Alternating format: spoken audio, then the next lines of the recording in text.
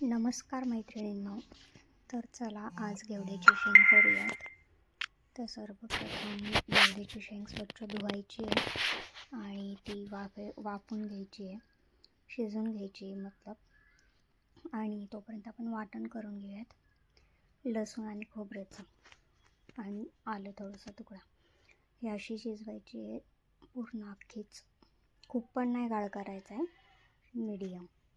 परत आपल्याला फोडणी दिल्यानंतर ते बाकीचे जे काही कच्ची राहिली असेल तर तीही वाफून शिजून जाते. तर ह्याचं सगळं पाणी मी काढून एका ह्याच्यामध्ये काढलेली आहे शेंग, चाळणीमध्ये पाणी सगळं नितळवलं आहे. कढईमध्ये तेल घ्यायचं आहे, हिंग आणि जिरं टाकायचं आहे आणि आपलं वाटण टाकायचं आहे, आले लसूण खोबऱ्याचं 2 ते 3 चमचे. आणि आपली शेंग टाकायची, परतून घ्यायची आहे.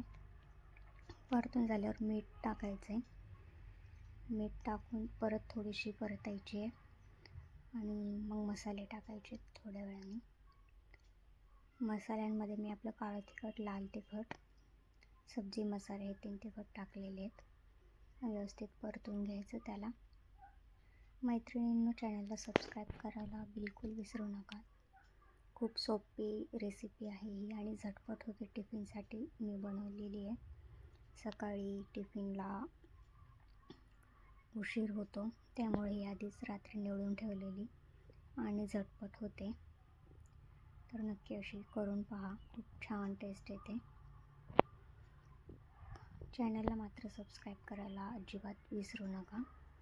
अशी थोडीशी परतून झाल्यावर मी सगळे मसाले टाकलेले आहेत, बघू शकता.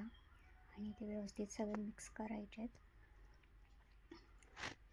मिक्स करून झाल्यानंतर शेंगदाण्याचं कूट टाकायचं आहे, थोडंसं तेल टाकायचं आहे, अजून वरतून तेलाची धार सोडायची आहे आणि परतायचं आहे.